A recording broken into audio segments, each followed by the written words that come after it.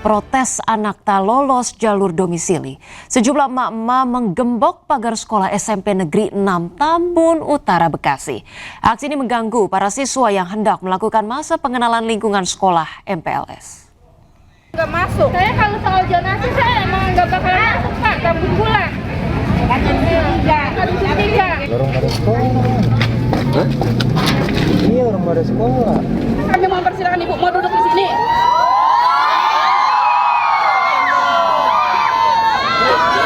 Jujur, yang gembok siapa?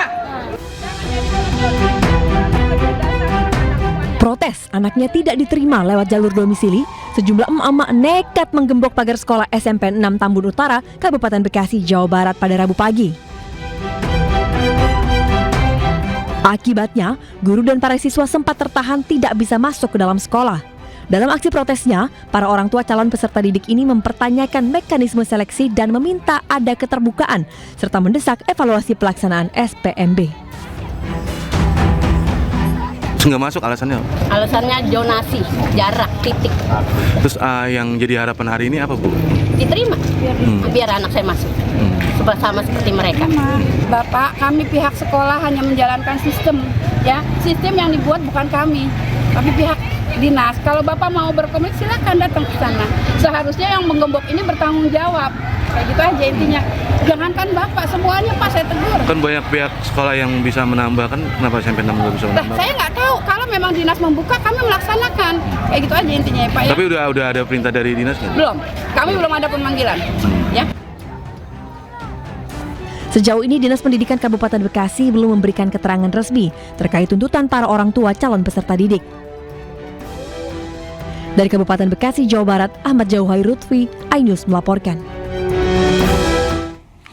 Pemirsa, hari pertama sekolah demi mendapatkan kursi paling depan, para siswa SDN Babakan 2 Tenjo Bogor ditemani orang tua mereka datang ke sekolah pukul 5 pagi tadi. Saat pintu kelas dibuka, mereka berebutan masuk ke dalam kelas.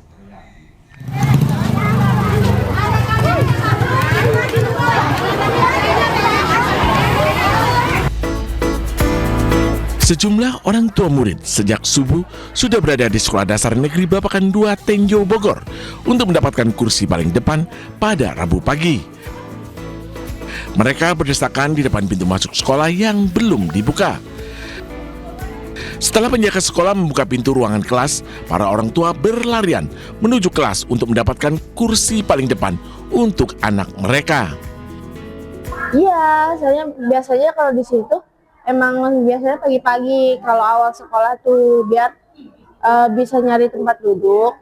Soalnya termasuk rebutan waktu guys. Takutan dari wali murid, anaknya itu pengen duduk di depan. Padahal kan nanti kalau sudah masuk ke dalam kelas, bisa diatur lagi sama bapak ibunya. Berhubung gimana ya, ketakutan aja gitu, ketakutan aja duduk di belakang. Nanti nggak ngerti pelajaran apa-apa gitu, alasan aja gitu. Tapi kan tahun ini lebih kondusif daripada tahun kemarin. Tahun kemarin lebih berantakan. Tahun sekarang alhamdulillah sih nggak begitu banyak video-video ibu-ibu pada berebut banget. Dari Kabupaten Bogor, Iwan Setiawan, iNews melaporkan. Pemirsa, bom rakitan meledak di dalam kelas di Madrasah Aliyah Negeri 3, Kota Padang, Sumatera Barat. Pelaku diduga siswa kelas 3 di sekolah tersebut dan sudah ditangkap polisi.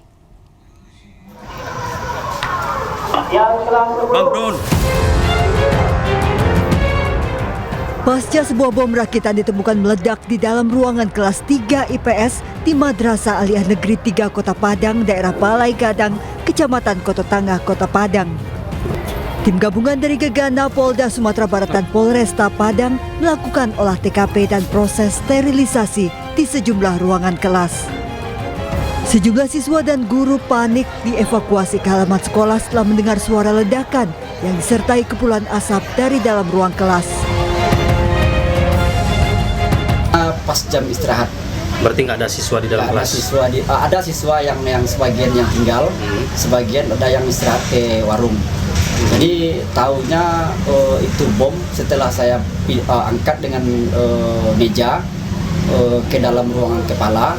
Kebetulan kami ada basis dengan Angkatan Laut. minta petunjuk dengan angkatan laut, rupanya itu bom. Seperti apa bentukannya, Pak? Persis seperti aki motor. Aki dibungkus atau Terbungkus dengan lakban, meledak, minimal bunyinya agak bergetar lah kelas. agak bergetar ya? Dari keterangan pihak keamanan sekolah, seorang siswa berinisial R diduga sebagai pelaku pemilik bom rakitan telah diamankan pihak kepolisian.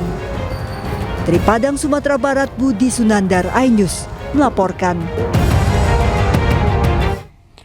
Pemirsa, polisi menggeledah rumah seorang siswa yang merupakan pelaku teror bom di Madrasah Aliyah Negeri 3 Padang. Pelaku diduga dendam karena kerap menjadi korban bullying teman-temannya.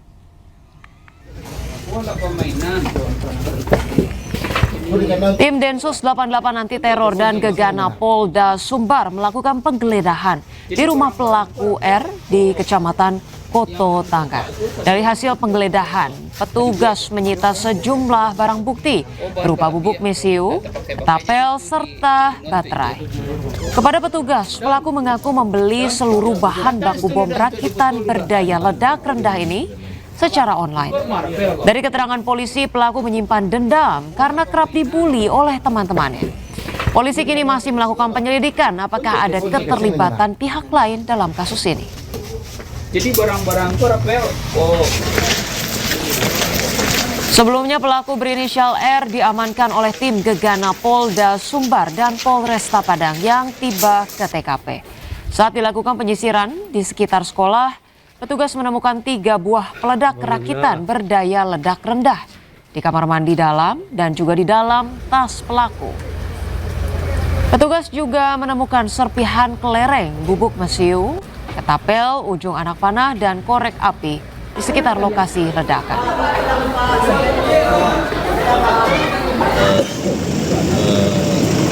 Bom molotov ya, peralatan kayak di dalam rangsel ada ketapel, ada kelereng, ya. Itu bagian dari barang-barang yang akan digunakan untuk melampiaskan emosinya kepada teman yang sering. Yang meledak ini Pak, ini disengaja diledakkan atau tidak sengaja Pak menurut pelaku? Ya, jadi sengaja diledakkan di dalam kelas untuk mencelakai temannya itu. Ini berapa buah Pak? Ya, Berapa unit semuanya? tadi yang dicoba diledakkan ada 1. Ya, sementara itu pemirsa, pelaku teror bom di SD Negeri 15 Rengseng, Sawah, Jagakarsa, Jakarta Selatan ternyata salah satu orang tua murid di sekolah tersebut. Meski mengaku hanya iseng, pelaku ditetapkan sebagai tersangka dan terancam 3 tahun penjara. Pelaku teror di SD Negeri 15 Rengseng Sawah, Jagakarsa, Jakarta Selatan ditangkap tak lama usai kejadian. Pelaku berinisial MY ditangkap di rumahnya yang berada tak jauh dari sekolah. Bahkan MY merupakan salah satu wali murid dan sempat menjemput anaknya pulang saat ada teror bom. Kepada polisi, pelaku mengaku hanya iseng mengirimkan pesan ancaman bom. Namun polisi tetap menangkap dan menetapkan MY sebagai tersangka. Sebuah ponsel milik pelaku juga disita sebagai barang bukti. Pelaku menjalani tes kejiwaan dan terancam pidana paling ringan 3 tahun. Itu hal yang sama kami masih mendalami, karena itu juga terkait dengan motif. Kami perlu mendalami menggunakan melibatkan psikologi forensik. Jadi akan dites kejiwaannya Pak? Ya, betul. Sementara itu Selasa pagi aktivitas belajar di SD Negeri 15 Rengseng Sawah berlangsung normal. Para siswa baru menjalani MPLS dengan lancar, namun sejumlah aparat Polres Jakarta Selatan masih berjaga memberikan pendampingan. Teror bom diterima saat guru dan seluruh siswa tengah melakukan upacara bendera. Usai penelusuran 4 jam, tim Densus Anti Teror tak menemukan bom dan benda berbahaya. Dari Jakarta, Rizky Falupi, iNews melaporkan. Pemirsa, hari ini arus lalu lintas di Jalan Tendean, Jakarta Selatan sudah mulai lancar. Sebelumnya kemacetan panjang terjadi atas jembatan penyeberangan orang yang nyaris roboh usai ditabrak truk bermuatan alat berat krain.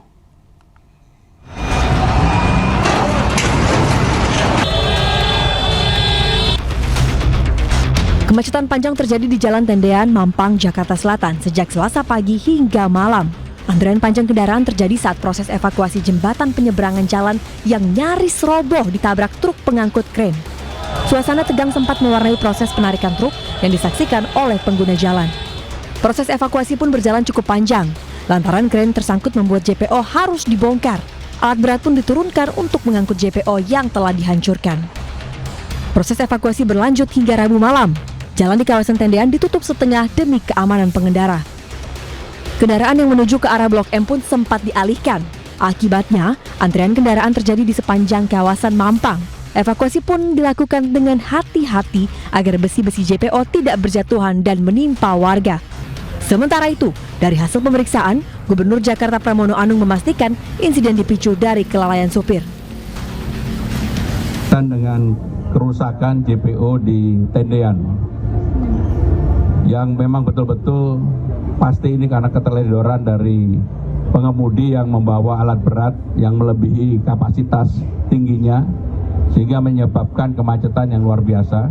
Dan untuk itu saya sudah meminta kepada Dinas Perhubungan, kemudian OPD terkait untuk membantu membuka kelancaran lalu lintas yang ada di JPO. Sebelumnya, jembatan penyeberang orang nyaris ambruk usai ditabrak truk membawa eskavator di kawasan Tendean, Jakarta. Diduga, supir tidak mengukur tinggi JPO dengan muatan truknya. Tim Liputan iNews melaporkan. Pemirsa, Jakarta terus berbenah memperbaiki jalan utama yang mulai rusak.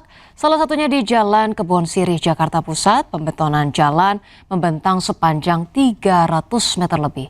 Lantas bagaimana dampaknya terhadap arus lalu lintas? Berikut laporan dari Givo Morisko. Pemirsa, saat ini saya sedang berada di Jalan Kebun Sirih, Menteng, Jakarta Pusat, di mana sedang berlangsung proyek pembetonan dari Provinsi DKI Jakarta yang mengakibatkan arus lalu lintas mengalami kepadatan. Dari pantauan kami di lokasi, dari dua jalur di bagian tengah di Jalan Kebon Sirih dari arah Tanah Abang menuju Tugutani, untuk saat ini sementara ditutup, tidak dapat dilewati oleh kendaraan, yang mana dari 4 jalur yang tersedia saat ini hanya bisa dilalui oleh 2 jalur, yang mengakibatkan adanya kepadatan dan juga perlambatan dari arus lalu lintas sendiri. Kepadatan kendaraan juga terlihat dan tampak dari depan gedung Bank Indonesia menuju gedung DPRD Provinsi DKI Jakarta. Meski demikian, petugas dari Dinas Perhubungan bersiaga di lokasi proyek ini untuk memastikan arus lalu lintas berjalan dengan baik. Dari Dinas Bina Marga sendiri juga menjelaskan bahwa proyek ini akan dilaksanakan sepanjang 345 meter yang dimulai dari Wisma Penta menuju gedung BNPB Republik Indonesia. Proyek ini sendiri juga telah berjalan dan berlangsung secara bertahap dimulai dari tanggal 12 Juli 2026 dan ditargetkan akan selesai pada September 2026. Sementara itu, dari Dinas Perhubungan sendiri juga memastikan bahwa tidak akan ada rekayasa dari lalu lintas dan juga pengalihan dari arus lalu lintas, namun dihimbau untuk para pengendara agar lebih antisipasi untuk adanya perlambatan di perjalanan sendiri. Dari Jakarta, Givo Morisko, Pandu Priyo, iNews melaporkan. Pemirsa, seorang karyawati bengkel mobil di Tangerang Selatan layak mendapatkan penghargaan. Berkat kesigapannya, ia berhasil menggagalkan pencurian barang berharga milik pelanggan bengkel. Dia, seorang karyawati di sebuah bengkel mobil di Tangerang Selatan, Banten, tak mengira akan menjadi sosok pahlawan bagi seorang pelanggan pada hari itu. Dengan keberaniannya, ia berhasil menggagalkan pencurian barang berharga dari sebuah mobil yang sedang diservis. Kamera pengawas merekam 2 pelaku yang sudah membagi tugas. Satu orang berusaha mengambil barang berharga di dalam mobil yang diperbaiki, sedangkan pelaku lainnya menunggu di luar sambil mengamati situasi. Dia yang sudah memperhatikan gerak-gerik pelaku langsung berteriak saat seorang pelaku mengambil tas dari dalam mobil. Intinya lebih peduli dengan lingkungan sekitar aja sih Pak, gitu. Apalagi kan di area kita kerja juga kan Pak, itu kan pasti mempengaruhi juga, maksudnya ada keamanan diri kita sendiri juga gitu. Meski pelaku berhasil melarikan diri, barang berharga korban masih bisa diselamatkan. Dari Tangerang Selatan, Banten, Nunung Purnomo, iNews melaporkan. Pemirsa, pencurian dengan modus geser tas milik seorang pengunjung kafe di Jalan MH Tamrin, Tanah Abang, Jakarta Pusat terekam kamera pengawas. Pelaku membawa kabur tas berisi laptop, kunci, dan STNK mobil serta sejumlah dokumen berharga.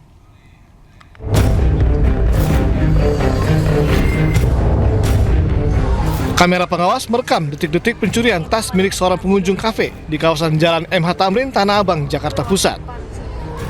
Awalnya pelaku duduk dengan berpura-pura sebagai pengunjung.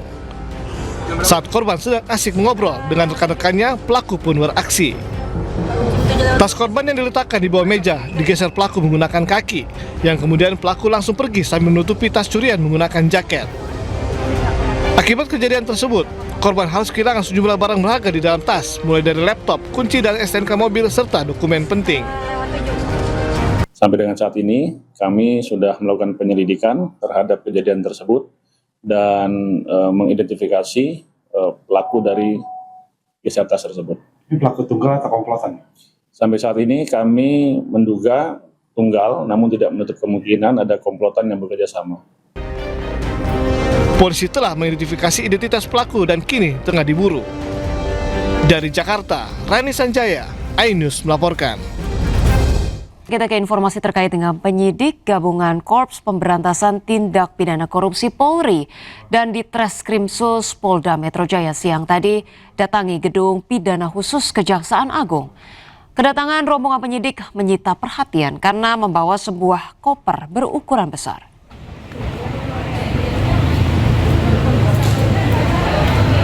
Betul penyerahan, Pak?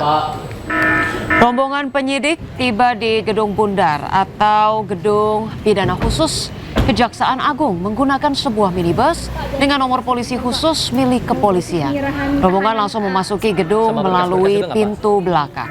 Ada Pak D juga katanya mau diserahkan hari ini, betul? Salah satu penyidik membawa sebuah koper besar dengan tulisan ini pelimpahan berkas saja, BAP dan Mindik LP01 dan LP02 yang diduga berisi dokumen penyidikan. Belum ada keterangan mengenai kedatangan penyidik kepolisian ke kejaksaan ini, namun diduga kuat terkait dengan penyerahan 3 kasus dugaan korupsi yang melibatkan mantan Jaksa Agung muda tindak pidana khusus Febri Adriansyah.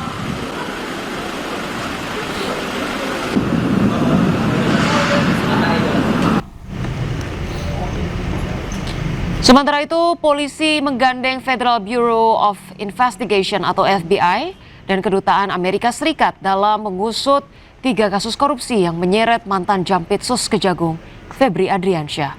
Sejumlah personil FBI Amerika Serikat hadir di gedung Ditreskrimum Polda Metro Jaya. Keterlibatan FBI untuk mengecek barang bukti dolar yang disita polisi. Selain FBI, Polri juga menggandeng Kedutaan Besar Amerika dan Singapura. Uang USD, SGD, rupiah, termasuk emas batangan. Jadi nanti akan dilakukan uji terkait tentang Singapura dolar, US dolar dari FBI dan Kedutaan Amerika, termasuk dari Kedutaan Singapura dan Bank Indonesia. Kami akan sampaikan pada teman-teman sekalian secara berkala. Tadi dari teman kita dari Pegadaian Pusat sudah menyampaikan, nanti hasilnya dari 74 lempeng ini akan disampaikan hasilnya kepada teman-teman sekalian. Ini merupakan suatu proses dalam penyerahan penanganan perkara lanjutan yang ditangani oleh Joint Investigasi kepada Kejaksaan Agung. Saya rasa itu teman-teman sekalian ya. Dan pemirsa, untuk mengetahui informasi lebih lanjut terkait keterlibatan FBI, sudah ada rekan kami Amrina Rida yang saat ini berada di Polda Metro Jaya. Baik, selamat siang Amrina. Apakah sudah ada informasi terbaru terkait langkah polisi menggandeng FBI di kasus korupsi Febri? Silakan dengan laporan Anda. Iya, Ocha dan juga pemirsa, benar sekali tadi yang Ocha sampaikan bahwa dalam salah satu proses, yakni pengujian barang-barang bukti yang sebelumnya berhasil diamankan oleh Polda Metro Jaya dalam penggeledahan yang dilakukan berkaitan dengan kasus dugaan korupsi yang melibatkan Febri Adriansyah selaku ex-Jampitsus Kejaksaan Agung Republik Indonesia. Ini dari pihak Polda Metro Jaya juga melibatkan sejumlah pihak-pihak eksternal untuk menguji barang-barang bukti tersebut. Nah, untuk pihak-pihak eksternal yang dilibatkan ini adalah dari pihak FBI ataupun juga dari pihak Biro Federal Investigasi, lalu juga dari pihak Polda. Ini pun juga melibatkan adanya Kedutaan Besar Amerika Serikat dan juga Kedutaan Besar Singapura serta Bank Indonesia. Dari pihak Polda ini pun juga melibatkan laboratorium dari PT Pegadaian untuk melakukan uji keaslian barang-barang bukti tersebut. Nah, kalau kemarin memang kita ketahui bersama, Ocha dan juga pemirsa, bahwa sudah dihadirkan begitu ya sejumlah pihak perwakilan dari FBI untuk melakukan uji keaslian dari barang-barang bukti berupa uang tunai yang ditemukan di salah satu rumah di Sentul yang diketahui ini merupakan milik Febri Adriansyah yang mana nilainya mencapai ratusan miliar rupiah. Nah, kalau kita lihat juga bahwa barang-barang bukti tersebut ini tidak hanya dalam bentuk rupiah saja, Ocha, namun juga dalam berbagai macam mata uang seperti dolar Amerika Serikat dan juga dolar Singapura. Nah, keterlibatan dari pihak FBI lalu juga Kedutaan Besar Amerika Serikat, Kedutaan Besar Singapura serta Bank Indonesia ini adalah untuk menguji apakah uang yang nilainya mencapai ratusan miliar rupiah tersebut dalam konversi rupiah ini uang asli atau tidak, dan nantinya usai verifikasi dilakukan maka barang bukti berupa uang tunai tersebut akan kemudian dialihkan atau juga dipindahkan ke pihak Kejaksaan Agung Republik Indonesia. Hingga saat ini kami masih menantikan bagaimana hasil dari uji keaslian yang kemarin dilakukan karena memang membutuhkan waktu panjang, dan tidak hanya itu, nanti dari pihak Polda juga akan melibatkan Pegadaian untuk menguji keaslian dari logam mulia yang hasilnya belum diketahui hingga saat ini. Sementara demikian, kembali ke Anda, Ocha. Ya, baik, terima kasih atas laporannya Amrina Rida melaporkan langsung dari Polda Metro Jaya. Selamat bertugas kembali. Pemirsa, pasca ditetapkan sebagai tersangka, beredar info ex-Jampitsus Febri Adriansyah dikabarkan umroh. Namun isu tersebut dibantah oleh Kejagung dan berdalih Febri masih di Indonesia dan dalam pengawasan penyidik.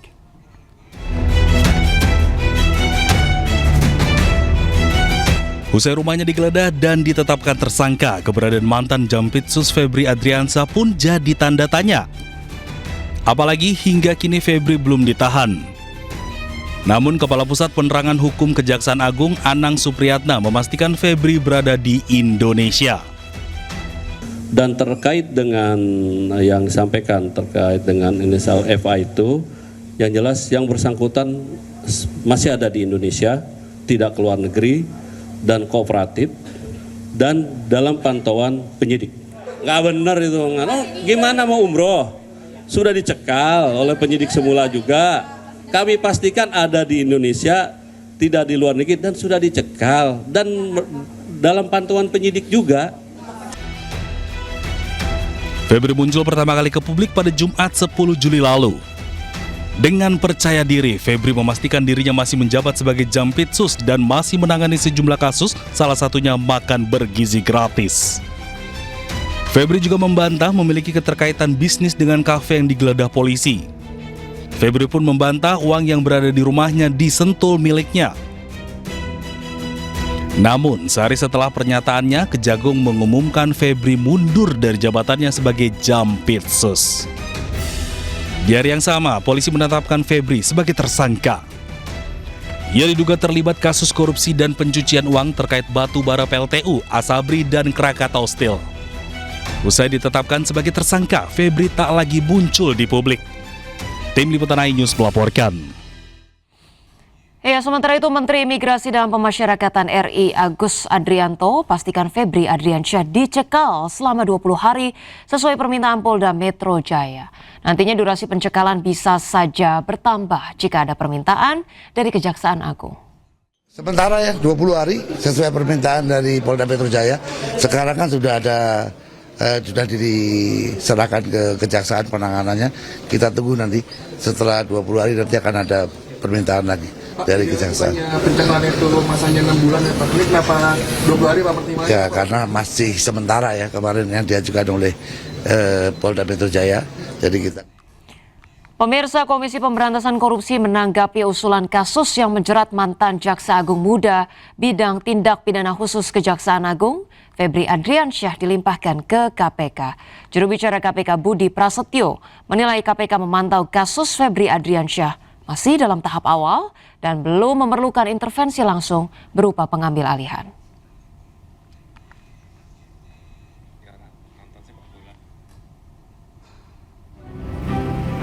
Kasus Febri Adriansyah dilimpahkan ke lembaga anti rasuah. Juru bicara KPK Budi Prasetyo meminta publik untuk terus memantau perkembangan 3 kasus korupsi yang menjerat Febri.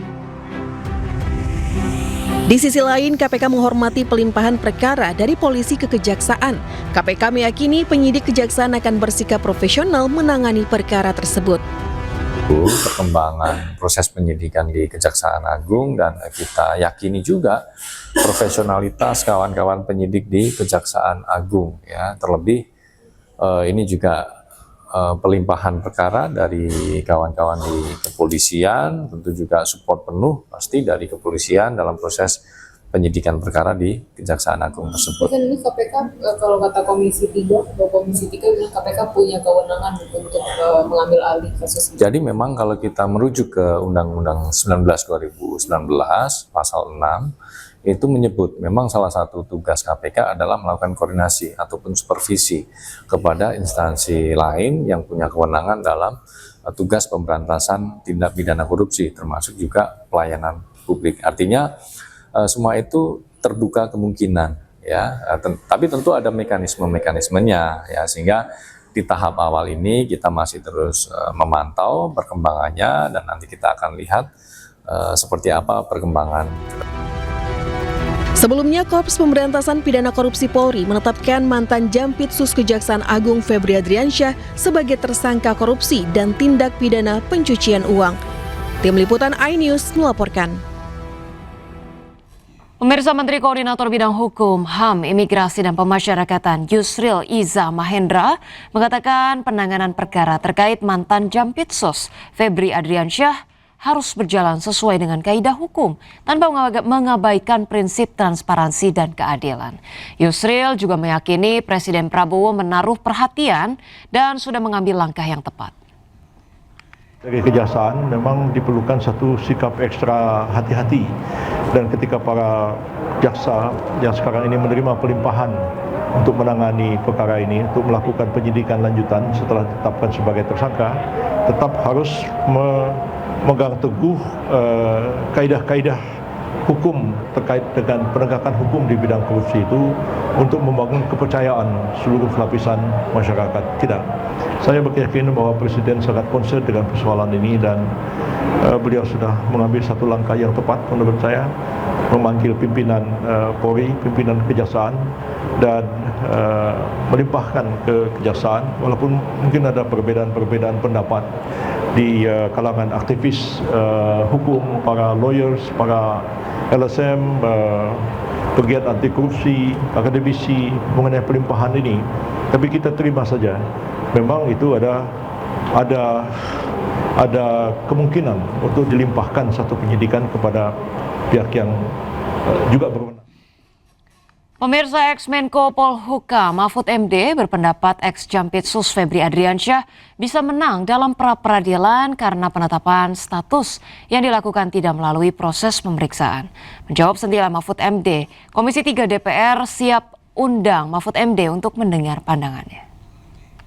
Oleh penyidik Polri ini, maka tersangka Febri Adriansyah bisa mengajukan pra-peradilan dan mungkin saja menang.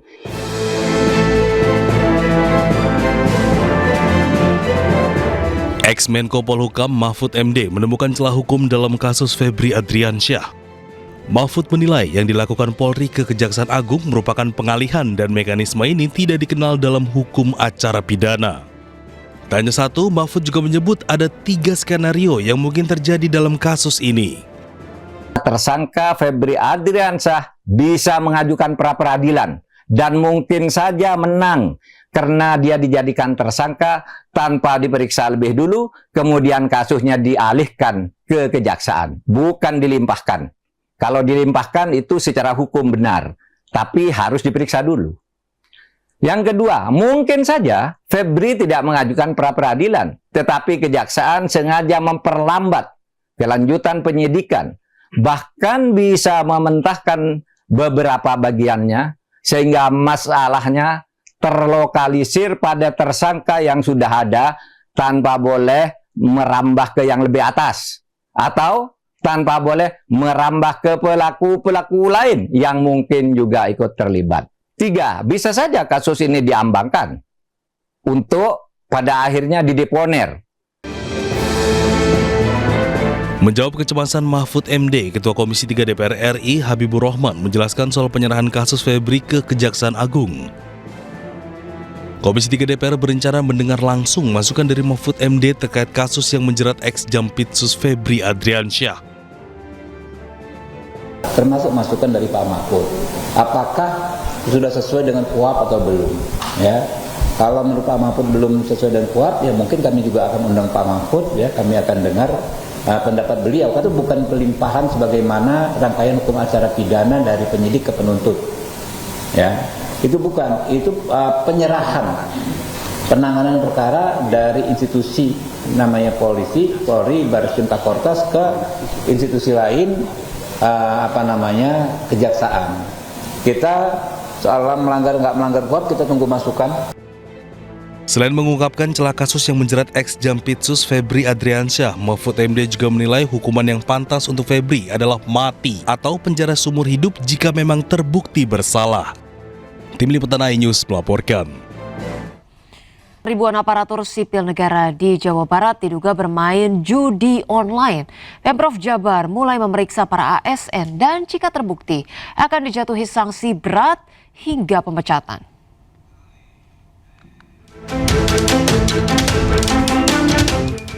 Pemerintah Provinsi Jawa Barat mengungkap 2.663 aparatur sipil negara di Jawa Barat diduga bermain judi online. Temuan ini berasal dari laporan Pusat Pelaporan dan Analisis Transaksi Keuangan atau PPATK. Total nilai transaksi judi online yang dilakukan ASN di 27 kabupaten dan kota mencapai 10 miliar rupiah. Bahkan ada ASN yang saldo rekeningnya mencapai 800 juta rupiah dari hasil judi online. Pemprov Jawa Barat membentuk tim gabungan yang terdiri dari Badan Kepegawaian Daerah, Inspektorat dan Biro Hukum untuk memberantas judi online di lingkungan Pemprov Jabar. Dari Bandung, Jawa Barat, Ervan David, iNews melaporkan.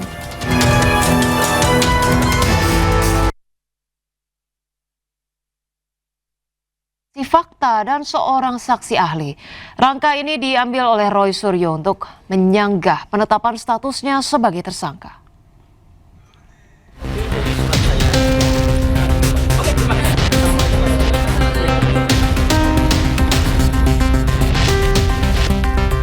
Sidang pra-peradilan kedua Roy Suryo memasuki agenda pembuktian Selasa siang. Roy Suryo menghadirkan 3 orang saksi fakta dan seorang saksi ahli. Langkah ini diambil Roy Suryo dan kuasa hukumnya untuk menyanggah penetapan status tersangkanya yang menggunakan pasal 32 Undang-Undang ITE. Roy Suryo dan kuasa hukum menilai penyidik Polda Metro Jaya tidak memiliki 2 alat bukti untuk menjerat Roy dengan pasal tersebut. Itu adalah upaya kami, upaya kuasa hukum untuk menghadirkan saksi-saksi yang fair. Jadi tidak hanya ada saksi yang seperti sekarang sudah sering ketemu. Saya sudah lama nggak ketemu Krisnamurti. Keterlibatannya dengan ijazah palsu itu apa? Nah enggak, karena dia itu dipanggil oleh Polda Metro Jaya. Sementara saksi ahli dihadirkan untuk membedah konstruksi perkara dari sudut pandang ahli. Jadi kalau perbuatan Mas Roy ini adalah dikatakan mencuri, ya, tapi jangan dia harus ada bukti-bukti itu yang mencuri. Jangan dia buktinya cuma mencemarkan nama baik, ya kan? Atau dikenakan pasal pembunuhan, bukti-buktinya tidak ada yang melihat dia membunuh. Tidak ada bukti-bukti, misalnya pisau, parang dan sebagainya, itu yang saya jelaskan. Sidang pra-peradilan ini fokus Roy Suryo dan kuasa hukum untuk menguji apakah unsur dalam pasal 32 Undang-Undang ITE terpenuhi dalam penetapan tersangka, apalagi terkait dengan tindakan merusak, menghilangkan atau mengubah dokumen elektronik orang lain. Dari Jakarta, Tim Liputan iNews melaporkan. Pemirsa, kuasa hukum Roy Suryo, Refli Harun, optimis akan memenangkan gugatan pra-peradilan kedua terkait dengan penetapan tersangka. Sementara kuasa hukum Jokowi, Firman Pangaribuan, menyebut penetapan tersangka sudah sah dan tinggal menunggu sidang pokok perkara. Jadi belum ada statement apakah kemudian penetapan tersangkanya sah atau tidak. Pada pra-pid kedua inilah kami memulai untuk mempermasalahkan penetapan tersangka dan kami mulai dari penggunaan pasal 32 ayat 1. Tetapi sekali lagi ya, kami sudah membuktikan dalam pra-peradilan pertama kami dimenangkan atau kami menang bahwa penetapan penggeledahan, penahanan dan penangkapan itu tidak sah. Nah, sekarang kami beranjak pada penetapan tersangka khusus menggunakan pasal 32 ayat 1. Jadi sekali lagi, penetapan tersangka adalah materi yang bisa dipermasalahkan di pra-peradilan. Dan presidennya ini putusan Budi Gunawan yang kemudian diadopsi melalui putusan MK dan terakhir kemudian tentu dengan KUHP yang baru ini. Jadi nanti kita tunggu saja bagaimana bantahan pihak termohon dalam hal ini penyidik dan turut termohon dalam ini jaksa untuk menanggapi apa yang sudah kami sampaikan melalui saksi dan ahli. Karena kami yakin ya, kami jauh lebih siap dari mereka. Kalau saya melihat apa yang disampaikan oleh Mas Ro dalam pra-pid kedua ini, itu sudah masuk ke dalam substansi perkara pokok. Dan saya pikir malah ini memperjelas bahwa memang kita tinggal masuk ke perkara pokok aja. Supaya nanti lebih jadi jelas, terang menerang. Karena tadi, even di perkara pokok pun, kita menyampaikan adequate saksi ahli maupun saksi fakta, belum tentu bisa membuat ini menjadi berubah seperti itu. Tapi yang paling pas adalah di pra-pid pertama hakim telah menyatakan bahwa penetapan tersangkanya sah, artinya terhadap seluruh pasal-pasal yang disampaikan dan itu sah dan penetapan tersangkanya tetap sah. Hari ini pun kami baru dari Solo dan mendapatkan konfirmasi langsung dari Pak Jokowi yang menyatakan bahwa Pak Jokowi siap hadir baik dipanggil pada saat Bu Tifa maupun Mas Roy. Jadi Pak Jokowi menyampaikan bahwa ini adalah forum yang terhormat untuk menyampaikan ijazah yang diduga sama rekan-rekan Roy Suryo dan Tifa, termasuk S1, SMA, SD dan SMP. Jadi saya pikir ini tinggal kita masuk dalam materi dan sama-sama kita buktikan. Pemirsa, sidang pra-peradilan status tersangka Roy Suryo hari ini kembali digelar di Pengadilan Negeri Jakarta Selatan. Agenda sidang kali ini pembuktian dari pihak termohon Polda Metro Jaya. Seperti apa jalannya sidang hari ini? Sudah tergabung dengan rekan Anissa Rizkia yang berada di PN Jakarta Selatan. Menciptakan rasa keadilan ya. Kenapa? Karena tidak membuat perkara itu dicicil satu-satu. Jadi lebih bagus digabungkan, maka dikenal perbarengan atau konkursus di dalam hukum pidana. Baik, kemudian saya ingin melanjutkan dari pertanyaan. Ya pemirsa, seperti inilah situasi yang kita saksikan bersama di Polda di Pengadilan Negeri Jakarta Selatan. Pemirsa, terkait dengan pra-peradilan dari Roy Suryo. Baik pemirsa, dapat kami informasikan, polisi menyerahkan sebelumnya tumpukan dokumen di sidang pra-peradilan di mana Pengadilan Negeri Jakarta Selatan yang hari ini kembali menggelar sidang pra-peradilan. Hal ini terkait dengan Roy Suryo yang merupakan tersangka dan agenda sidang kali ini adalah pembuktian dari pihak termohon yakni Polda Metro Jaya. Atau doktrin yang membahas tentang itu, ya bagaimanapun kan ada keterbatasan saya sebagai seorang dosen, tetapi berdasarkan pemahaman saya yang namanya. Iya, dan pemirsa, kita sudah terhubung dengan Anissa Rizkia dari Pengadilan Negeri Jakarta Selatan. Baik Anissa, apakah sidang sudah kemudian dimulai dan ada berapa saksi yang dihadirkan oleh pihak Polda Metro Jaya? seluas-luasnya untuk mempersiapkan juga. Ya, Ocha dan juga pemirsa, jika berbicara mengenai jalannya agenda sidang hari ini yang digelar di Pengadilan Negeri Jakarta Selatan, memang dijadwalkan pada pukul 9 pagi waktu Indonesia Barat, namun kenyataannya tadi sekiranya 30 menit yang lalu sidang baru saja dimulai. Yakni dari tempat kami melaporkan, saat ini agenda sidang ialah pembuktian dari pemohon, yakni didatangkan dari pihak Polda Metro Jaya, dan sejak pagi tadi memang dari termohon begitu sudah berada di area tempat kami melaporkan, yang mana kalau kita lihat saat ini dari salah satu saksi yang dihadirkan ini merupakan salah seorang ahli dari pihak Polda Metro Jaya yang ia sedang membedah konstruksi perkara dari kasus yang sedang ditangani, yakni dugaan fitnah dan pencemaran nama baik terkait ijazah Presiden ke-7 Republik Indonesia Joko Widodo.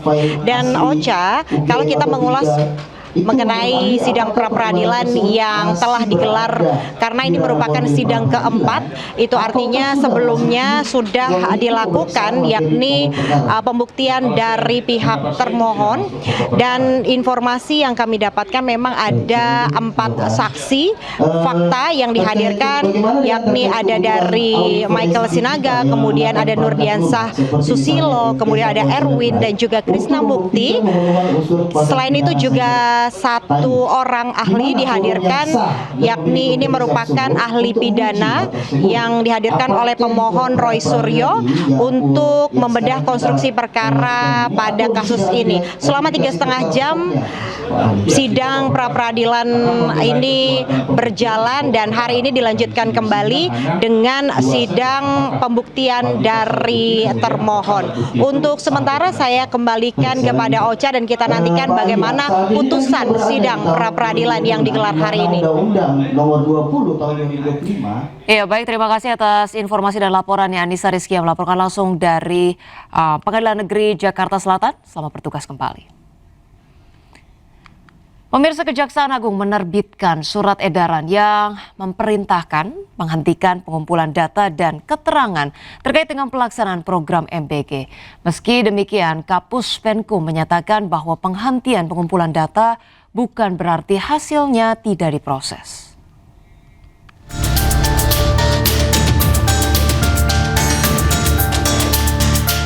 Kejaksaan Agung menghentikan pengumpulan data dan keterangan terkait program makan bergizi gratis yang bermasalah. Melalui Direktur Penyidikan pada Jampitsus, menerbitkan surat edaran yang menginstruksikan Kejaksaan Tinggi di seluruh Indonesia untuk menghentikan seluruh kegiatan pengumpulan data dan keterangan berkaitan dengan program MBG di wilayah hukum masing-masing. Sementara itu, Kepala Pusat Penerangan Hukum Kejaksaan Agung Andang Supriyatna menyampaikan bahwa surat tersebut diterbitkan setelah batas waktu pengumpulan data yang sebelumnya diberikan kepada jajaran Kejaksaan Tinggi selesai. Meski demikian, Kapus Penkum juga menyatakan bahwa penghentian pengumpulan data bukan berarti hasilnya tidak diproses. Namun, proses penyidikan dan pengumpulan alat bukti akan terus berlanjut sesuai dengan ketentuan hukum acara yang berlaku. Pemirsa, Komisi Pemberantasan Korupsi telah melimpahkan berkas perkara kasus korupsi kuota haji yang menyeret mantan Menteri Agama Yakut Kholil Qomas ke Jaksa Penuntut Umum. Gus Yakut segera menjalani persidangan usai dakwaan rampung.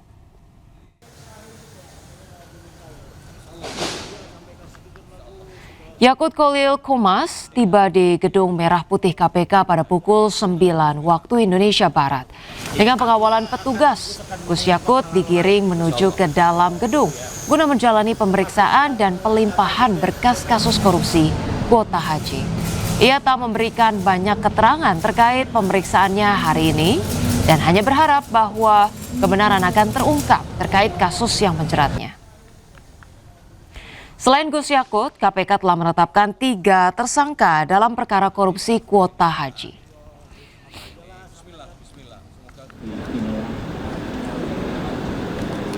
Setelah menjalani proses selama kurang lebih 2,5 jam, Yakut Khalil Qomas keluar didampingi oleh tim kuasa hukumnya. Yakut mengaku bersyukur karena berkas perkaranya telah dinyatakan lengkap atau P21 dan menegaskan siap menghadapi proses persidangan. Sementara itu, tim kuasa hukum Yakut menilai kebijakan pembagian kuota haji yang menjadi persoalan dalam perkara ini telah diatur dalam Memorandum of Understanding atau MOU dengan pihak Arab Saudi. Seluruh penjelasan telah disampaikan kepada penyidik dan akan dibuktikan lebih lanjut dalam persidangan. Sudah P21 hari ini. Dan insya Allah kita akan segera menghadapi persidangan agar terbuka mana yang benar, mana yang salah. Ya, tadi Gus menyatakan bahwa akan mengungkap, itu apa yang mau diungkap? Ya, apa yang belum terungkap nanti di persidangan ya. Maksudnya mau dibongkar atau gimana, Gus? Nanti di persidangan. Pemirsa, Bupati Nonaktif Pati Sudewo membantah dakwaan jaksa penuntut umum yang menyebut dirinya menerima gratifikasi senilai 700 juta rupiah terkait proyek pembangunan jalur rel ganda Direktorat Jenderal Perkeretaapian Kementerian Perhubungan. Dalam sidang pemeriksaan saksi di Pengadilan Tipikor Semarang, jaksa KPK juga mengungkap adanya fakta baru mengenai dugaan aliran dana kepada Gus Miftah.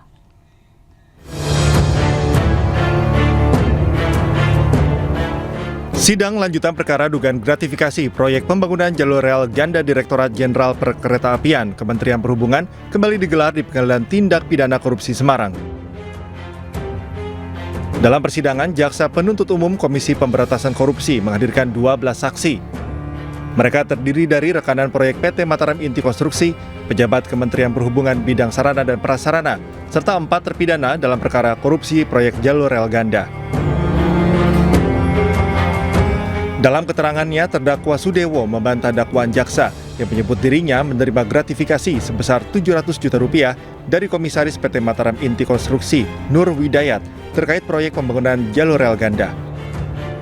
Pak Nur Widayat menyanggah bahwa Pak Nur Widayat tidak pernah menerima uang 721 juta dari Pak Bernard, artinya saya juga tidak pernah menerima uang itu.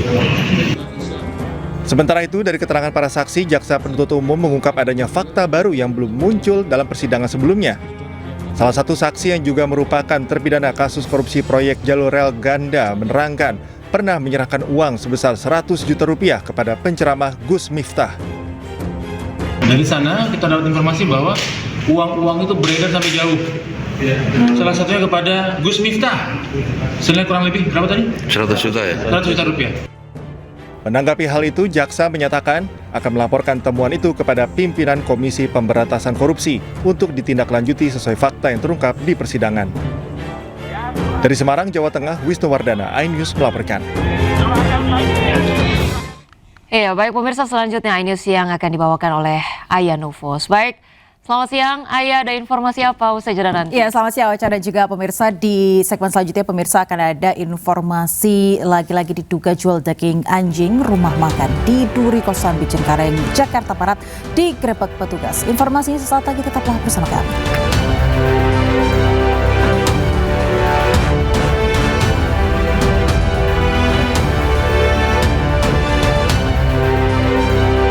Dan bayinya tewas akibat motor ditabrak truk pengangkut air mineral di Cirebon, Jawa Barat. Sang ayah yang kritis, pemirsa, juga tak bisa diselamatkan. Satu anak mereka selamat.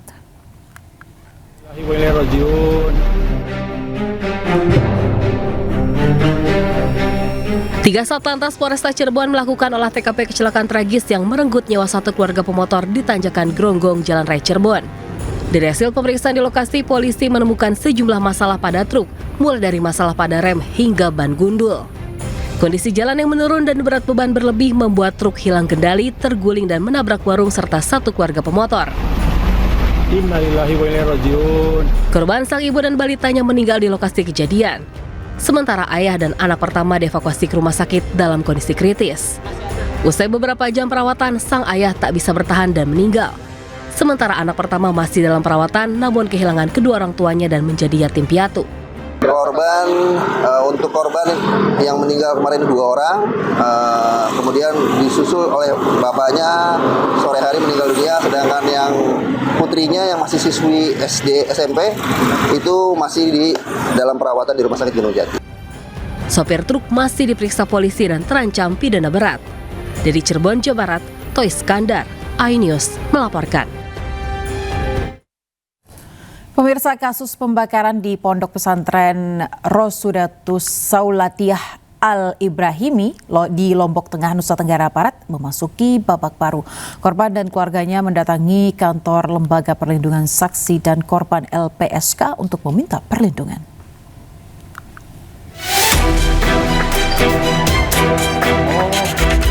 Dua santri korban pembakaran didampingi kuasa hukum Joko Jumaidi, anggota DPR RI Komisi 13 Rika Diah Pitaloka, bersama Direktorat Reserse Pelindungan Perempuan dan Anak mendatangi gedung LPSK. Kasus pembakaran santri ini terjadi pada 13 Desember 2025 lalu dan kasusnya baru terekspos pada Juni 2026. Selama 6 bulan, pihak Ponpes diduga melakukan intervensi yaitu melarang lapor polisi dan berbicara ke media.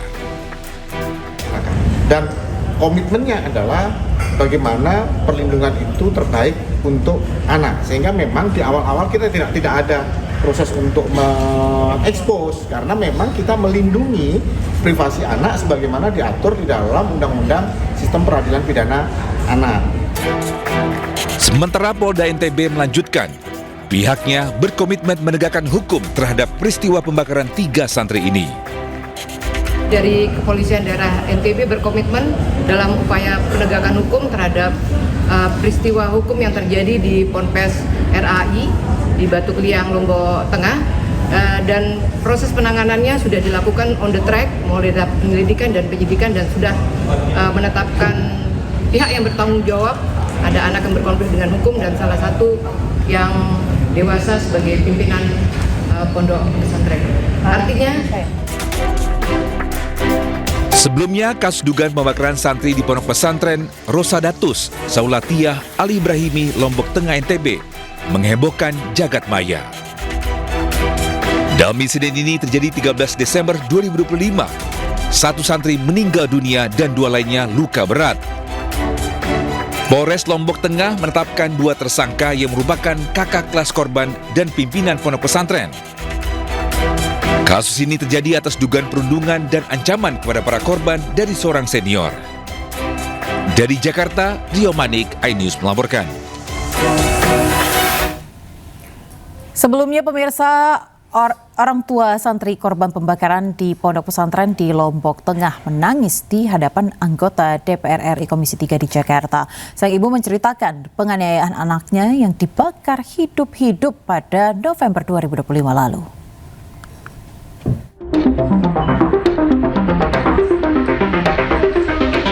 Bulan November lalu, sebuah pesantren di Lombok Tengah gempar karena adanya kasus pembakaran 3 santri.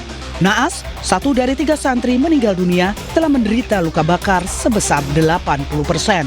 Orang tua korban yang melaporkan ke polisi menilai kasusnya tidak berkembang, sehingga bertolak ke Jakarta untuk bertemu dengan anggota DPR RI. Selasa siang, orang tua korban akhirnya melakukan rapat dengar pendapat atau RDP dengan Komisi 3 DPR RI.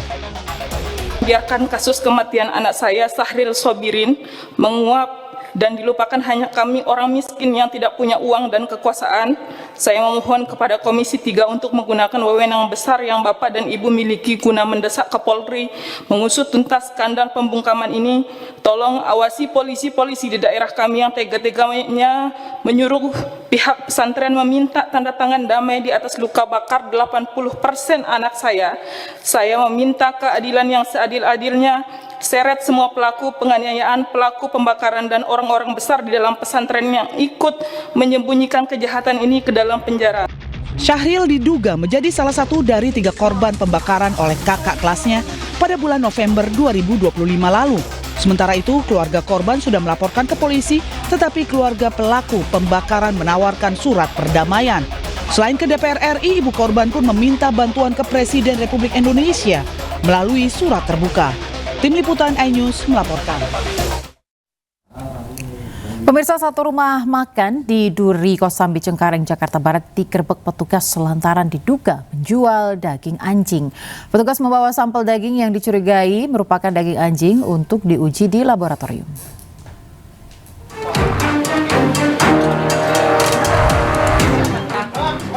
Diduga memperjualbelikan daging anjing sebagai bahan pangan. Sebuah rumah makan di kawasan Duri Kosambi, Cengkareng, Jakarta Barat digerebek petugas gabungan dari Suku Dinas Ketahanan Pangan, Kelautan dan Pertanian Jakarta Barat bersama Satpol PP. Pemeriksaan difokuskan pada ruang penyimpanan daging. Satu persatu daging yang tersimpan di dalam lemari pendingin diperiksa. Dari hasil pemeriksaan awal, petugas mencurigai beberapa potong daging memiliki tekstur yang menyerupai daging anjing. Untuk memastikan jenis daging tersebut, petugas mengambil sejumlah sampel yang akan diuji coba di Laboratorium Kesehatan Masyarakat Veteriner. Nah, kebetulan begitu kami selesai untuk pengambilan sampel, dari petugas kami juga menyisir di lokasi sekeliling dari titik yang kami periksa, dan ditemukan ada bungkusan plastik hitam teh onggok. Itu diperiksa, di dalamnya ada bentukan yang menunjukkan spesies tertentu dari HPR, yaitu anjing. Jadi berupa dari rahangnya, giginya, kemudian bagian jari-jarinya digigiti. Pemeriksaan ini merupakan bagian dari penegakan peraturan Gubernur DKI Jakarta yang melarang perdagangan, penjualan, dan konsumsi daging anjing maupun kucing sebagai bahan pangan. Dari Jakarta, Rizky Falufi, iNews melaporkan. Kasus perkosaan yang dilakukan 27 pria terhadap remaja putri berusia 15 tahun mengguncang Kabupaten Sampang, Jawa Timur. Polisi ungkap fakta baru di balik rangkaian kejahatan yang berlangsung hampir 5 bulan.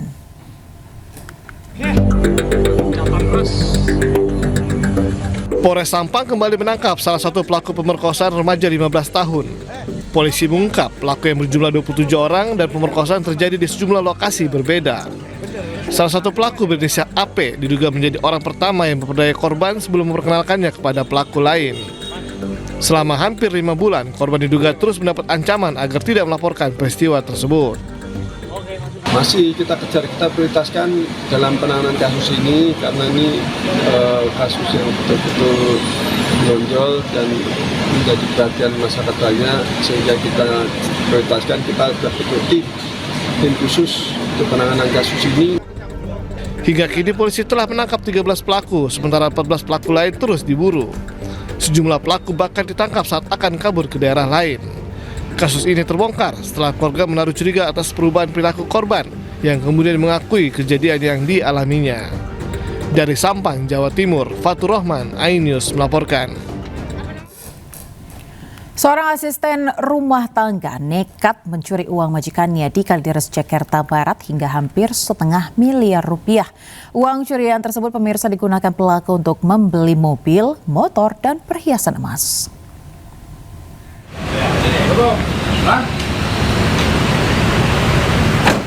Nur Saimah, wanita asal Tuban, Jawa Timur ini pemirsa digelandang ke Mapolsek Kalideres usai ditangkap di rumah majikannya di Jalan Tampak Siring. ART ini diduga telah mencuri uang milik majikannya sebesar 450 juta rupiah. Selama 1 tahun bekerja, pelaku memanfaatkan kepercayaan majikannya yang sudah lansia yang memberikan kartu ATM beserta nomor PIN-nya kepada pelaku untuk menarik uang tunai untuk kebutuhan sehari-hari dari ATM korban. Uang tersebut dikirim pelaku ke kampung halaman untuk digunakan membeli mobil, motor, dan perhiasan.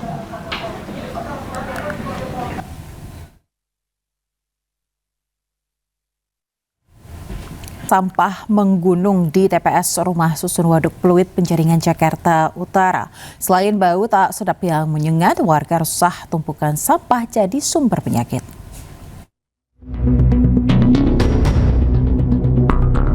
Hampir 2 tahun, tumpukan sampah di TPS Rumah Susun Waduk Pluit, Penjaringan, Jakarta Utara tidak kunjung diangkut hingga menggunung. Tumpukan sampah ini merupakan limbah rumah tangga penghuni rusun. Selain menimbulkan bau tidak sedap, kondisi ini membuat warga khawatir tumpukan sampah menjadi sarang penyakit dan mengganggu aktivitas sehari-hari. Warga mengaku sudah berulang kali melapor kepada petugas lingkungan hidup. Namun respon yang diterima dinilai lambat dengan alasan armada pengangkut sampah terbatas. Ini kalau nggak diangkut penuh terus, karena yang ini nih, itu yang bikin itu yang di dalam itu nggak pernah diangkut-angkut udah bertahun-tahun. Ini jarak kalau setiap pagi baunya nggak ketulungan. Ya saya kan pernah ke LH, ke Penjaringan, katanya nggak ada jadwal, belum ada mobil. Bahwa armadanya berkurang atau armadanya terbatas. Dan yang kedua, kuotanya dibatasi di Bantar Gebangnya. Baru 2 minggu kemarin diangkut. Tapi sebenarnya sampah ini sudah lama, sejak udah 2 tahunan. Warga berharap pengangkutan sampah bisa dilakukan secara rutin agar penumpukan sampah tidak kembali terjadi. Dari Jakarta, Sofian Firdaus, iNews melaporkan. Pemirsa, kelangkaan BBM bersubsidi masih terus terjadi di Mandailing, Natal, Sumatera Utara. Sudah 3 pekan lebih warga kesulitan bahkan hingga terpaksa menginap di SPBU untuk mendapatkan BBM.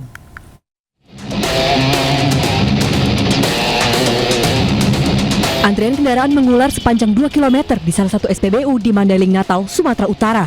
Sebagian kendaraan ini telah antre sejak semalam hingga harus menginap demi mendapatkan solar. Kelangkaan BBM jenis solar maupun Pertalite sudah terjadi sejak 3 pekan terakhir. Kelangkaan disebabkan pengurangan pasokan dari Pertamina. Nah, biasanya kita kan pemesanan dalam 1 hari 24 nih. Mungkin ada pengurangan stok ataupun karena dari depot Sibolga kita kurang tahu, Pak. Jadi pemesanan kita setiap hari 16 ton. Jadi udah berapa lama ini antri-antri begini aja terus? Selama ini antrian kita udah dalam 1 minggu ini begini terus, antrian solar kita. Habis nih tiap hari? Habis, Pak. Sebagian warga bahkan mengeluhkan aktivitas mereka menjadi terganggu. Lama ini Bang begini aja, Bang? Sekitar 3 mingguan lah. 3 minggu ya, Bang. Kalau abang gini antri-antri terganggu nggak, Bang, kerjaan kita gini? Oh, jelas lah terganggu, Bang. Habis waktu ya, Bang? Habis waktu. Warga berharap pemerintah segera turun tangan mengatasi masalah ini. Ahmad Hussein Lubis, iNews melaporkan. Pemirsa, ada-ada saja kelakuan pengendara yang bikin geleng-geleng kepala. Di Surabaya, Jawa Timur, seorang pemotor nekat berkendara di atas rel kereta. Sementara di Cianjur, Jawa Barat, pengendara mobil nekat melintas di jembatan yang hanya boleh dilewati motor dan pejalan kaki. Kelapa. Video ini viral dan bikin geleng-geleng kepala. Sebuah minibus penuh penumpang nekat melintasi jembatan gantung di Kecamatan Cikadu, Cianjur Selatan yang hanya diperuntukkan untuk motor dan pejalan kaki. Meski roda mobil tepat berada di ujung sisi jembatan, tapi pengemudi tetap nekat melaju. Diduga gara-gara ingin mempersingkat jarak tempuh sampai di tujuan.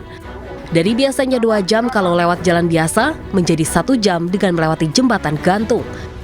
Tak hanya membahayakan keselamatan pengendara, jembatan khusus motor ini juga rawan rusak karena kelebihan beban akibat dilewati mobil. Ada lagi aksi berkendara yang membahayakan. Seorang pemotor dengan santainya melaju di atas rel kereta api aktif di kawasan Sidotopo Lor, Surabaya. Aksi pemotor yang terekam CCTV ini diduga untuk mempersingkat perjalanan meski jelas-jelas membahayakan. PT KAI menghimbau masyarakat untuk tidak main-main beraktivitas di sekitar jalur rel, karena tak hanya membahayakan diri sendiri, tapi juga mengancam perjalanan kereta api. Tim Liputan iNews melaporkan. Seorang dokter PPDS pemirsa ditemukan tewas di semak-semak samping RSUD Tengku Raffian Siak, Riau. Sebelumnya, sang istri melaporkan korban tak kunjung pulang dan ponselnya tidak aktif.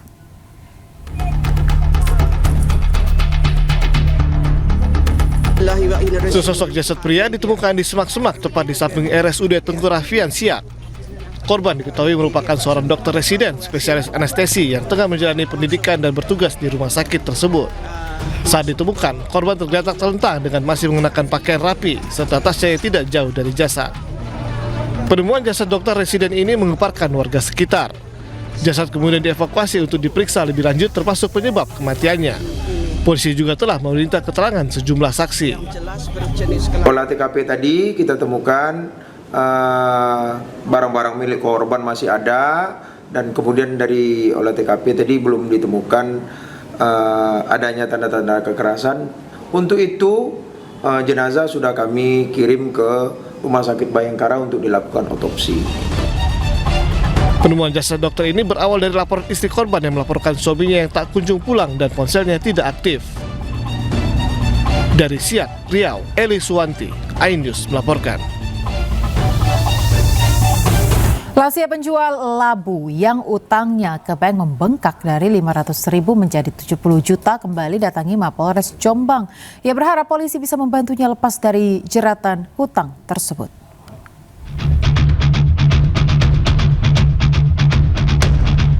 Ngatini, lansia berusia 69 tahun, penjual labu asal desa Banjardowo mendatangi Mapolres Jombang. Ia menegaskan dirinya tidak pernah utang hingga 15 kali, seperti yang disebutkan Bank Jombang saat rapat dengar pendapat atau RDP dengan DPRD. Dalam RDP disebutkan, Ngatini berutang yang pertama sebesar 12 juta dan yang terakhir sebanyak 2 kali, masing-masing 70 juta. Menurut Ngatini, ia hanya 2 kali berutang ke Bank Jombang, yaitu sebesar 25 juta dan 500.000 rupiah. Ia kaget karena kini utangnya disebut membengkak hingga 140 juta rupiah. Ngatini mengaku sempat didatangi oleh petugas bank yang menawarkan damai, di mana ia hanya tinggal melunasi utangnya yang kedua sebesar 70 juta. Balasannya, Ngatini harus mencabut laporannya di kantor polisi. Ngatini menolak tawaran tersebut dan menyerahkan penyelesaiannya kepada kuasa hukumnya. Sementara tim kuasa hukum Ngatini mengaku belum mendapat tawaran damai secara langsung dari pihak Bank Jombang. Cuman tadi Bu Ngatini bilang ke saya bahwa Bank Jombang pernah menemui Bu Ngatini pada malam hari. Tapi semuanya karena sudah diserahkan ke kuasa hukum, maka Bu Ngatini menyerahkan persoalan itu ke kuasa hukum. Dan sampai saat ini pihak Bank Jombang tidak pernah menemui kita selaku kuasa hukumnya. Sehingga tidak ngerti penawaran apapun. Kalau tadi pihak media bilang 70 itu atau penawaran apapun tidak pernah masuk ke kita. Intinya itu. Menurut Adang, bukan persoalan damainya, tetapi ada sistem di Bank Jombang yang harus diusut oleh polisi. Sebab, jika dibiarkan, hal ini akan memperburuk citra Bank Jombang sebagai bank milik pemerintah daerah. Dari Jombang, Jawa Timur, Mukhtar Agus, iNews melaporkan. Pemirsa, kisah hidup Heru Baskoro, putra dari Sayuti Melik, tokoh pengetik naskah proklamasi kemerdekaan RI, menjadi perhatian publik. Meski jadi putra seorang tokoh bangsa, Heru dan istrinya tinggal di rumah kontrakan di Bekasi dengan kondisi yang memprihatinkan. Inilah Heru Baskoro, putra Ari Sayuti Melik, salah satu pejuang kemerdekaan Indonesia sekaligus pengetik naskah otentik proklamasi. Bersama istrinya, Heru tinggal di sebuah rumah kontrakan petak dengan sewa 500.000 per bulan di Bojong Menteng, Kota Bekasi, Jawa Barat. Meski putra seorang pejuang bangsa, kehidupan Heru tergolong memprihatinkan. Hidup berpindah tempat kontrakan dan kesulitan ekonomi. Tak ada barang mewah, hanya kasur lantai, kipas angin dan koper berisi pakaian. Wah, pindah-pindah. Sempat di luar negeri katanya? Pernah di metro. Saking nunggu cari tempat dulu, kita di metro dulu. Kondisi Heru terungkap oleh seorang relawan kemanusiaan. Hingga akhirnya Pemda setempat mendatangi rumah kontrakan dan membawa Pasutri Lansenik ke Setra Pangudi Luhur Kementerian Sosial di Bola Kapal Bekasi untuk mendapat bantuan. Dari Bekasi, Jawa Barat, Rahmat Hidayat, iNews melaporkan. Komando Pusat AS atau Senkom mengkonfirmasi serangan yang dilancarkan kembali kepada Iran, di mana operasi tersebut menargetkan sistem pertahanan pantai Iran.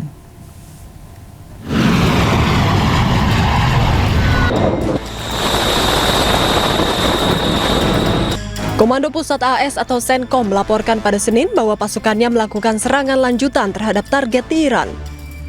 Hal ini menandai serangan malam ketiga berturut-turut seiring meningkatnya ketegangan di Selat Hormuz. Rekaman video menunjukkan jet tempur lepas landas dan rudal diluncurkan sebelum serangan menghantam target yang diduga milik Iran. Tanggal dan lokasi pasti dari rekaman tersebut tidak dapat diverifikasi secara independen. Senkom menyatakan operasi tersebut menargetkan sistem pertahanan pantai Iran, lokasi rudal dan drone, serta kemampuan maritim. Sebelumnya, Iran dan AS kembali saling meluncurkan serangan usai tanda tangan nota kesepahaman damai. Amerika Serikat melancarkan serangan udaranya ke Pulau Kish di Iran. Serangan ini dikonfirmasi oleh Senkom sebagai upaya lebih melemahkan kemampuan Iran dan menyerang pelayaran komersial. Kobaran api berkobar terlihat dalam video usai serangan udara Amerika Serikat terjadi. Tidak ada korban jiwa atas serangan ini. Ledakan juga terdengar di Pulau Kashmir serta beberapa ledakan di wilayah barat kota Bandar Abbas.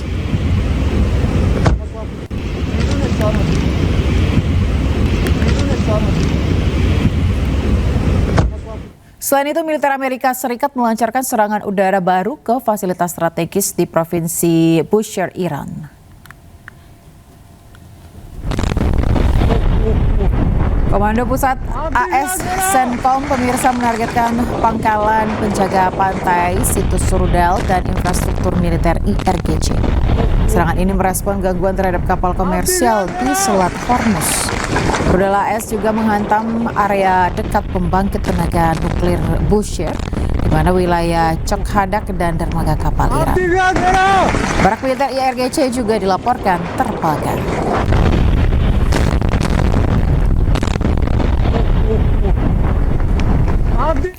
Selain Iran, Amerika Serikat juga kembali blokade lalu lintas maritim yang masuk dan keluar dari pelabuhan Iran. Kedua negara pun tak segan menyerang kapal yang nekat melintas.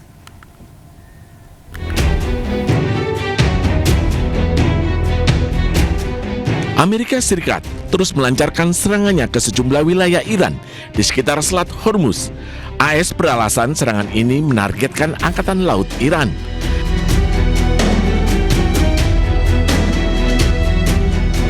Tak hanya itu, Amerika Serikat juga kembali blokade lalu lintas maritim yang masuk dan keluar dari pelabuhan Iran. Namun, AS mengizinkan pelayaran komersial lain untuk berlayar selama tidak berlabuh di pelabuhan Iran.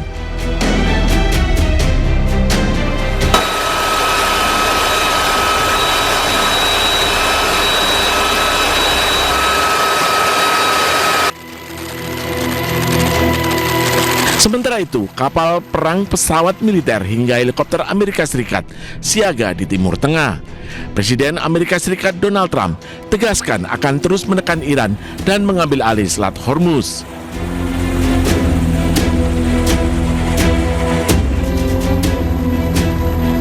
Well, I think it's going very fast. We've demolished their military.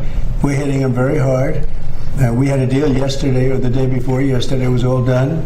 And then they broke up that deal immediately because they found out there was something in the deal they didn't like. And they're wired differently, and we're not going to put up with it. We are just going forward, we're attacking them tonight. We're taking out all of their capability for anything having to do with the Strait, with the Hormuz Strait. And I think in the end, we will end up just controlling the whole thing.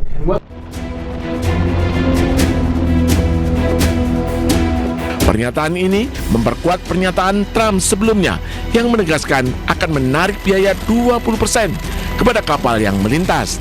Tarif ini dikenakan sebagai bayaran atas perlindungan Amerika Serikat atas kapal yang melintas.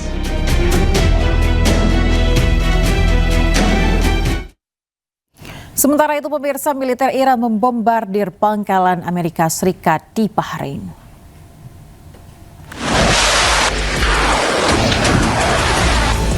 Rudal dan drone dikerahkan Iran untuk menggempur pusat komunikasi satelit dan fasilitas perumahan pasukan Amerika di pangkalan Jubair di Bahrain. Fase kedua dari gelombang kedua operasi Nasr 2 Iran ini, pemirsa, menargetkan armada kelima Angkatan Laut Amerika di Bahrain. Dilaporkan, depot bahan bakar armada radar udara sistem pertahanan Patriot berhasil dihancurkan Iran.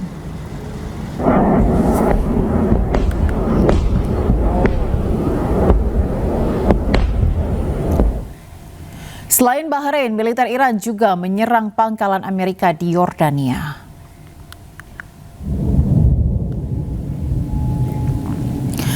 Mengerahkan rudal balistik, Korps Garda Revolusi Iran atau IRGC menargetkan fasilitas militer Amerika di pangkalan udara Yordania. Gelombang kedua operasi Nasr 2 menyasar pusat komunikasi satelit dan perumahan pasukan Amerika. Ini merupakan bagian dari operasi pembalasan sebagai tanggapan atas serangan Amerika Serikat di Iran. Sementara itu, pemirsa, militer Yordania mengklaim telah menembak jatuh 4 rudal Iran.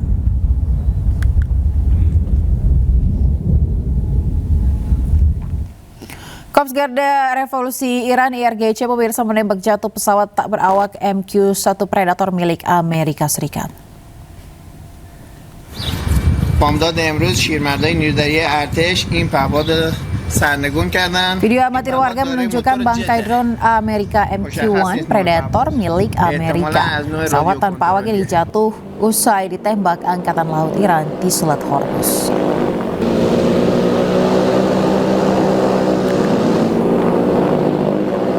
Pesawat tanpa awak MQ-1 merupakan produksi General Atomics Aeronautical System Amerika Serikat.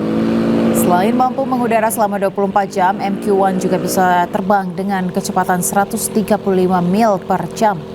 Pesawat tanpa awak ini mampu membawa beban hingga 204 kg yang terdiri dari kamera, sensor, dan 2 misil Hellfire.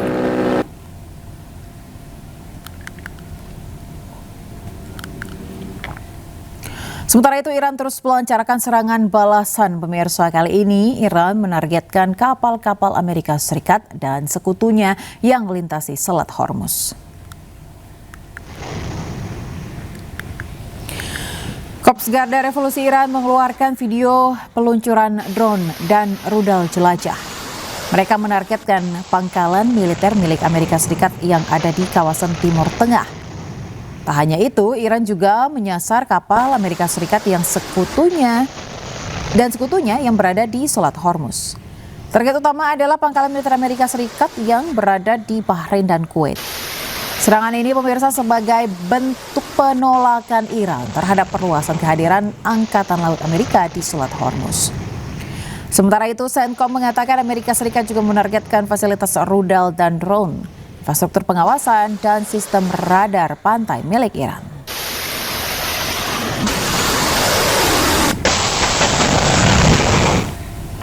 Iran menegaskan akan menindak tegas setiap gangguan terhadap transit kapal dagang yang melintas di Selat Hormuz yang disebabkan agresor Amerika Serikat. IRGC tidak akan membiarkan Amerika Serikat ikut campur dalam pengelolaan Selat Hormuz.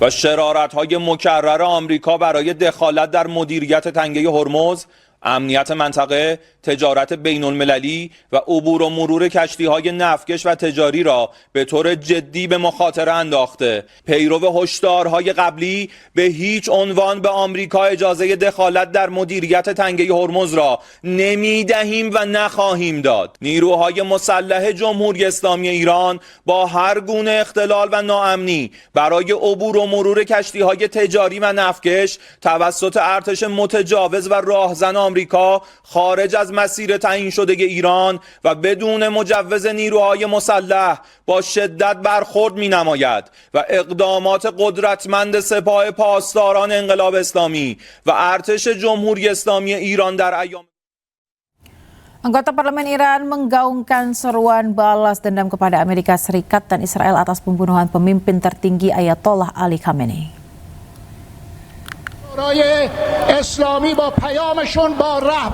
Suasana riuh berlangsung di gedung Parlemen Iran di Teheran. Wakil Ketua Parlemen Iran, Hamid Reza Haji Babai, meminta seluruh anggota parlemen sumpah setia kepada pemimpin tertinggi Iran. Seruan ini disambut anggota Parlemen Iran dengan meneriakkan slogan-slogan balas dendam. Ayatollah Ali Khamenei meninggal akibat serangan udara operasi militer gabungan Amerika Israel 28 Februari lalu.